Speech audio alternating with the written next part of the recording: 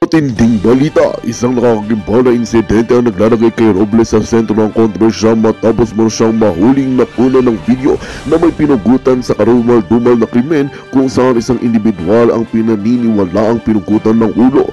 Nananawagan ng publiko ng agad na ikulong ang sinumang may kinalaman sa krimen na ito.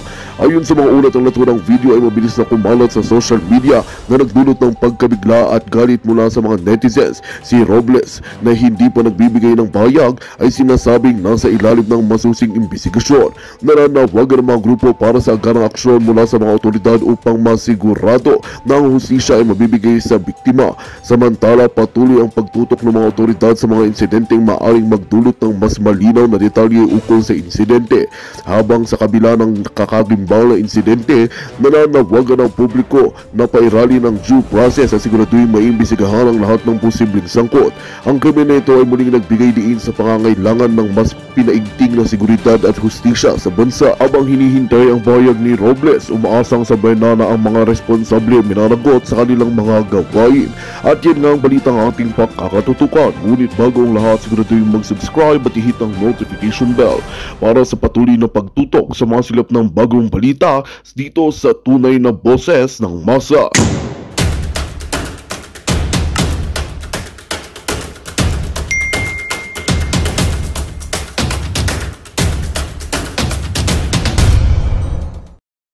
Bagman ni Lisa at kasama sa sindikato nila.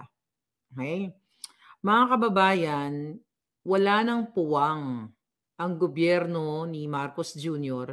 at ni Lisa Ahas Maggs para magtagal sa kanilang inuupuan. Kung naalala po ninyo, noong January 3, okay, 2 weeks ago, nag-vlog ako, di ba, sa inyo na may patong yung ulo ko ng 10 million pesos. At ang executor niyan ay si Mel Robles. Di ba sinabi ko sa inyo yon? Bago natin ituloy-tuloy, ito na po yung bunga ng kahayupan ng gobyernong ito. So ang nag-share sa atin yan ay yung puting ahas. Kung naalala po ninyo, ang sinabi ko sa inyo na nag-usap bago pumunta si Mel Robles dito sa Amerika, ay merong sa kanya si Lisa Maggs. Christmas giveaway, which is yung Lotto Loan Better nung December 28. Ito yung video ko para lang magkalinawan tayo dito. Okay? Naalala nyo yan, pera na patong sa ulo ni Maharlika mula sa PCSO. Paparinig ko lang mga 2 minutes siguro. Okay, mga palangga. Lakihan natin. Mata ninyo at ang mga tenga ninyo, mga kababayan. Nakarating sa akin ang information, okay, na ang loan, kaya sinasabi ko sa inyo na ang loan better na 571 million ayon sa ating puting ahas. Kaya dapat sagutin ito ng mga buwakan ng ina, lalo na si Lisa, si Robles, versus magsisinungaling yan. Dapat talaga susugin to mga hayop na to. Na nag-meeting sila sa Quark. Okay? Sa Quark, the Quark restaurant, which is napuntahan ko yon, mga palangga. Okay? Kung saan favorite ni Lisa na maglasing doon. Okay? Ngayon, pumunta sila doon, mga kababayan. Dali lang, maraming mga puting ahas na messages sa atin na dumarating. Nako, maiinit na mga balita. Okay? Wow. So, nakarating sa atin ang impormasyon, mga palangga, na bago pala umalis si Robles papuntang Amerika, nandito siya sa Amerika ngayon, nag-shopping silang mag-asawa, mga palangga, at may mga bit-bit silang mga alipores nila na sobrang pag-shopping nila ng mga designers dahil ikaw ba naman ang loan better eh. Okay? That was January. Mga kababayan, okay, pinag-iingat ako ng aking puting ahas. Dahil narinig niya mismo, okay, narinig nila mismo, mga kababayan, na kailangan nyo malaman na yung 570 something million, 570, sige, na tinamaan noong loan better na sinasabi, bago pa tinamaan, ito ay regalo ni Lisa Ahas Maggs kay Robles. Kaya naman shopping galore sila dito sa Amerika, sa kung saan-saang lugar pa. Regalo ni Lisa, yung 570 million na tama sa loto, kaya ayon sa ating putingas, narinig nila na nag-volunteer si Mel Robles na kukuha ng multimillion, magsimula mo tayo sa 10 million para sa ulo ko. Nakita ninyo? So, narinig ng aking puting ahas mismo doon sa Cork Wine Bar sa BGC. Napuntahan ko to, nakakain ako dito palangga sa lugar na to. At nabanggit niya sa akin, ng mga tao doon, na doon tumatambay si Lisa para maglaklak ng alak. At doon sila, tinuro pa sa akin yung spot kung saan nagpapakalasing si Lisa at nagsisisingot-sikuting ng kung ano-ano. Doon sila sa Cork Wine Bar. Dahil ito ay patigilin muna natin yung Nganga Bells ko. Nakita niyo ba yan? Stream po yan ay 170,000 views, January 3, 2024. Okay, nakita niyo yung date. Yan, January 3, 2024. Okay, i-remove na natin. Hanggang doon na lang. So, ibig sabihin, mga kababayan, accurate ang mga information ng ating puting ahas na yung multi-million halaga na yon na pinanalo ng loan bettor ay regalo ni Lisa. Kaya dapat si Lisa i-drag din dyan sa Senado. Ngayon, mga kababayan, bakit po sinasabi yan? Share ko muna itong babalikan natin to si Camiseta. Okay. Ayan, mamaya ko na ipaliwanag yan. Okay. So, nag-hearing doon sa Senado at isa sa mga katanungan kay Robles, kay Langka, na bagman ni Lisa at magkakasabwat yan si Robles at si RJ Nieto at si Lisa Asmag sa lahat ng kahayupan, kabalbalan ang pagnanakaw. Kaya nga nung narinig ko doon sa hearing na yun, na inamin ni Robles, ito yung kanyang boses. Kailangan sunod-sunod tayo para mas maintindihan ninyo. Okay? Ito. Itong picture na ito, very controversial ito ngayon sa social media. Edited daw ito. Yes, Your Honor. Edited. Bakit kailangan i-edit? We have to protect the identity of the winner.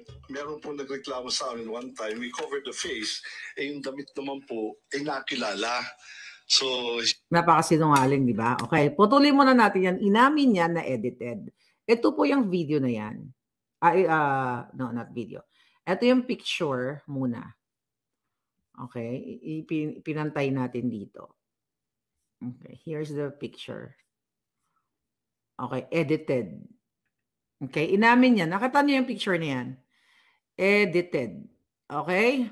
So, nagkalat na ngayon yan. For sure, alam nyo na. Nakita niyo yung damit, yung sa kaliwa po, model ito ng kamiseta. Actually, yung kamiseta sa Pilipinas, brand. Favorite brand ko yan nung ako'y nandyan sa Pilipinas. Even nung umuwi ako, meron akong biniling kamiseta na damit. Talagang pinromote pa, no? Baka tataas ang sales nila. So, nung umuwi ako, bumalik ko ng Amerika. Ayan yung picture. Di ba? Parehong-pareho. Ngayon, mga kababayan, tapusin muna natin yung boses ni Robles. Nagreklamo siya, sana naman daw po, wag ipakita naman po yung damit. So, yan po ang reason niya, and I agree, it's a very poor edit. Okay. Sabi niya, kasi daw one time may nagreklamo daw na sana wag naman ipakita yung damit, di ba? Inaamin niya na poor editing daw. Okay, poor editing, di ba? Ang poor na mga editors ninyo, pero ang million yung panalo, di ba? Yung multi-million na pinanalunan nyo, tinitipid nyo yung editor ninyo. So, baka pati editor nyo ay underpayment. Okay, go. Pero the objective is to conceal the clothing na ma-identify sa kanya. Okay, so the objective daw is, i-conceal o pagtakpan na ma-identify sa kanya. Kung di ba naman, palusot ito. Malinaw pa sa sikat ng araw na demonyo itong si Mel Robles dahil malakas ang loob niya dahil siya ay binaback upan ng First Lady Ahas dahil magkakasabwat sila. Kung yan ang reasoning mo na ikukonsil mo yung damit, bakit ang daming panalo niyan? O consider natin, bumili ka ng damit dyan sa SM o kung saan man, sa boutique, di ba? Kung yun ang reasoning niya.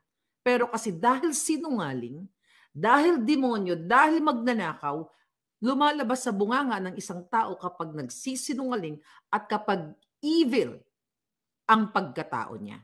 Tuloy. So inamin nyo, inedit to, pinalitan yung clothing. Opo.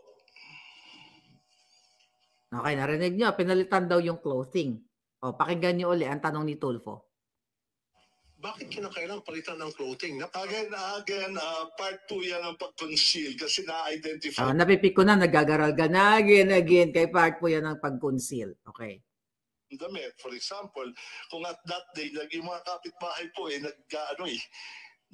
yung suot niya, ganyan. On that day, pakinggan mo, on that day, kung yung mga kapitbahay niya, yun ang suot niya.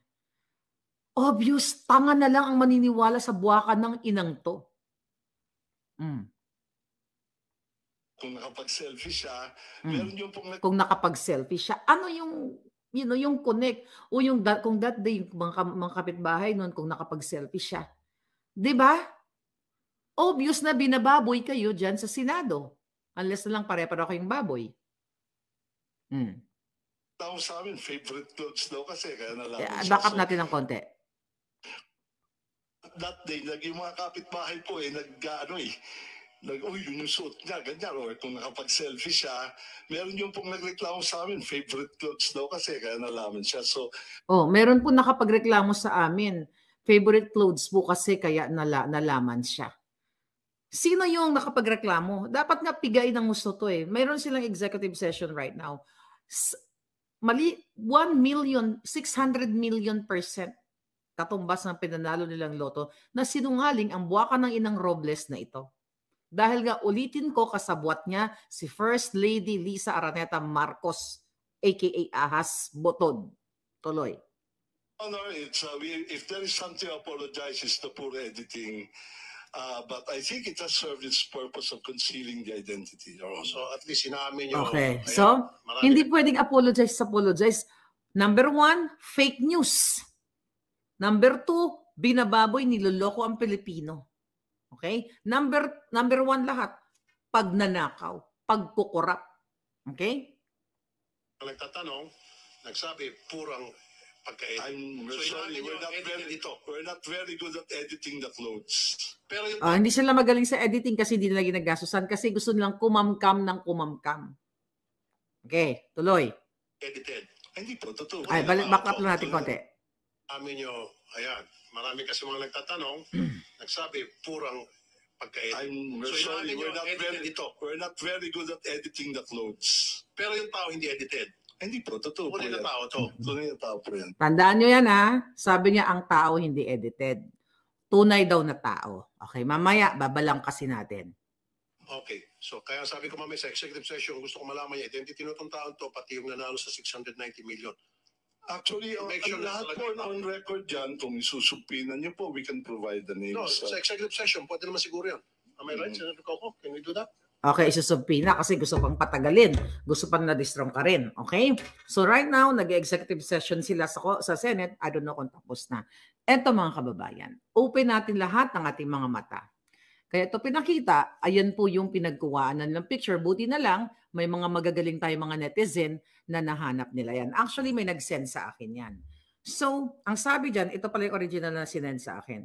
Okay? Ayan, tignan nyo na. Yung kanan, ito yung pinakalat ng PCSO. Then yung kaliwa, yung model ng kamiseta. Alright? Tanggalin ko muna. Ito yung nag-send sa akin yan eh. Okay, may nag-send. Okay, ganyan. Okay? So actually, yung sinabi pa niya, from Camisera store. So sabi ko, I think it's Camiseta. Buti na lang, alam ko yung brand na yan. Okay? Kaya ginugol ko Camiseta. Punta na ngayon tayo sa Camiseta website. Ayan po. Okay? Yan yung Camiseta website. So, ito ang kinuha niya, yung first photo. Ayan, tingnan natin. Okay. Okay. So, nakita ninyo, pati yung pag-tuck-in, di ba? Ayan po yung Camiseta. Ayan na. Pati yung pag-tuck-in ng damit. Okay. Tingnan natin ito. Stop sharing. Blue checkered. Pindutin ko lang ulit. Yun ba yung website nila? Okay. Okay. Basta kamiseta yan. Gusto ko sana, ayan o, yung logo nila kamiseta, di ba? O, ayan. Mga palangga. Nakita nyo yan. So, yan yung model. WB Drina o Drina, anong pronounce yan. So, nakita nyo dyan ng galing. Then, ibalik natin to. Kamiseta yan. Kahit pumunta kayo sa kamiseta.com, website nila yan. So, balik natin itong pinrepair ko sa inyo. Ito. Okay? So, ang sabi ni Robles kanina, totoong tao daw. Ay, totoong tao. Paano maging totoong tao yan, palangga? Okay? So, sinong pinugutan ni Mel ng Julo para itongtong dito, ipalit dito sa magandang modelo na ito? Nakita niyo, di ba, yung pagkaayos ng damit pare-pareho. Then, since inamin niya na, wala nang kawala, inamin niya na ito ay edited. Alright? Yan ang edited. So, hindi itong tunay na nanalo kasi yung katawan na tinataglay niya ay katawan ng model. Nakuha nyo? Ang katawan ito, inedit lang, pinadark, edited nga eh. Itong kamay na yan, baka kamay ng asawa ni Robles o ng kapatid niya, o whatsoever, baka ito mismo nakasalamin na yan, si Robles, o yung asawa niya, you'll never pinag-outfit niya yung asawa niyang shopping dito sa Amerika, sa Europa, gamit ang pera ninyo. So definitely, fake news at pangluloko yan sa taong bayan dahil hindi totoo na totoong tao itong nanalong ito. Dahil yan po ang pinagawaan nila ng katawan na yan. Lang nila, inedit lang nila yung kamay. Okay, ewan ko kung kaninong kamay ito. Okay, dinugtong-dugtong, kaya nga nahalata ng mga magagaling sa technology na ito ay edited. So definitely, mga kababayan, actually, ang kamiseta is pwede niyong sampahan ng kaso itong mga hayop na to. Itong si Robles at ang PCSO. Okay, sampahan niyo ng kaso kasi dinistort nila yung magandang modelo ninyo. Tinanggalan nila ng ulo, ginugutan. Sino yan nakasombrero? Nakaano na yan? Diba? So mga palangga, tanggalin natin. Tanggalin yung mukha ko. So doon yung makikita na huling-huli na sinungaling, hindi na sinungaling, demonyo. Lahat ng kahayupan na kay Robles. Dahil nga malakas ang loob niya, dahil magkasabwat sila ni First Lady Lisa Araneta Marcos, aka smuggler, ahas, demonyo, butod, lahat na. Kaya, there's no reason para magtagal ang Marcos Jr., okay, aka Kuting ng Norte, at si Lisa at 10 ng mga judge mo na magnanakaw dyan sa gobyerno, wala nang puwang sila dyan dahil the moment na niloko nila ang Pilipino. Di ba nakita ninyo, yung 10 million na ipapatong sa ulo ko para patayin nila ako, kinuha dyan sa winning ni Robles. At kung hindi magpapabayad si Tulfo, kung hindi siya kakausapin ng gobyerno, sino yung gobyerno? Si Lisa at si Marcos Jr. ay mahuhuli at dapat kung may bitay, mabibitay ang mga buwaka ng ina sa PCSO kasama si Lisa. Kung si Tulfo ay gagawin niya ang tama dahil, based doon sa hearing na yon, mukhang desidido siya. At dyan sa executive session na nagaganap at si Coco Pimentel at lahat ng mga magiging present dyan sa executive session na yan, ito po ay paglapastangan sa lahat ng Pilipino ang ginagawa nila. Definitely fake lahat. Peke ang tao. Hindi yan ang taong yan na nanalo. Dahil yung katawan na yan ay ginawa-gawa lang nila. Kung kaya nilang pikein ang damit, pagdudugtungin, paggutay-gutayin, gugurgurin ang mga ulo ng kani-kaninong mga ulo na yan.